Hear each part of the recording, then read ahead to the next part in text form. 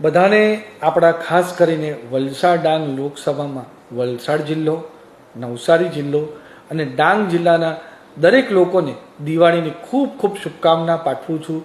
સાથે નવા વર્ષની પણ ખૂબ ખૂબ શુભકામના પાઠવું છું. આપણું આવનારું વર્ષ સારું રહે અને મંગળમય રહે એના માટે પણ હું તમને બધાને શુભકામના આપવા માંગુ છું. ને સાંસદ તરીકે હું પૂરો પ્રયત્ન કરીશ સાથે મળીને કે આપણું વલસાડ ડાંગ લોકસભાનું ઉત્તર પ્રગતિ થાય એના માટે બધા સહિયારો પ્રયાસ કરશું.